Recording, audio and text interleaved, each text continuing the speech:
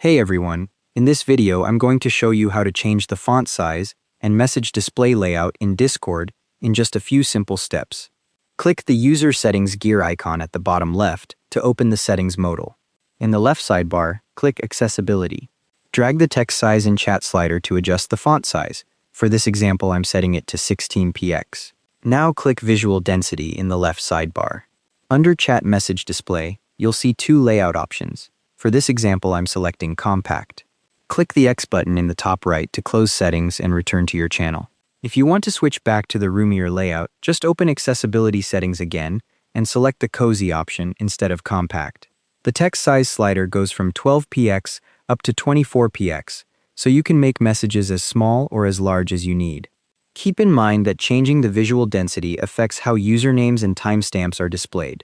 Compact mode puts them in line with the message text to save vertical space. And that's how to customize your Discord message display. Thanks for watching, hope this helped.